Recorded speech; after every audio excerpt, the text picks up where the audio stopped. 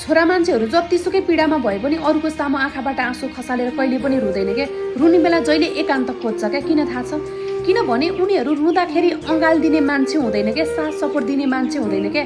Even उसको मनमुटुमा बसेको श्रीमतीले पनि आफ्नो श्रीमान कमजोर हुँदा रोइराख्दाखेरि साथ सपोर्ट दिँदै नदिएर चाहिँ छोडेर हिँडेको धेरै नारीहरू देखेको छु क्या मैले।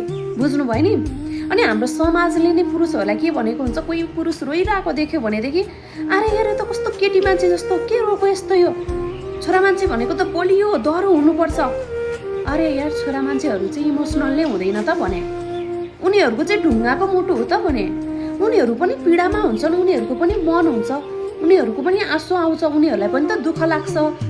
तर छोरी मान्छे जस्तो बाहिर सबै खुलस्त रूपमा पो देखाउन सक्दैनन् त। पीडा त जसलाई पनि हुन्छ नि त, होइन? उनीहरू भक्कानिएर बरु सिरकले मुख छोपेर मुखमा सिरक पोचेर रोइदिन्छन् क्या एउटा पुरुष। अरूको सामु त्यसरी आँसु देखाएर, अरूलाई तमासा देखाएर कहिले पनि रुँदैन क्या।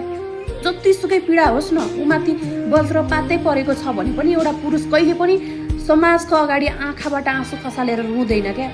बुझ्नुभयो नि? त्यही भएर नारी र पुरुषमा धेरै फरक छ क्या। बुझ्नुभयो नि? यहीँबाट थाहा हुन्छ हामी नारीहरू के हुन्छ, साना साना कुरामा झगडा पर्यो, चित्त केही कुरामा श्रीमानसँग बुझेन भनेदेखि नि हामी बाहिर ल्याएर श्रीमानसँग सल्लाह नगरिकन क्या, त्यो कुरामा त छलफल हुनुपर्छ नि त। त्यो नभइकन हामी बाहिर एकैचोटि हल्ला गरिदिन्छौँ क्या। अनि त्यसरी नै मान्छेहरूको धेरै घरबार बिग्रेको पनि देखेको छु क्या मैले। बुझ्नुभयो नि? एउटा छोरा मान्छे जस्तो कुनै पनि हालतमा छोरीहरू हुन सक्दैन क्या।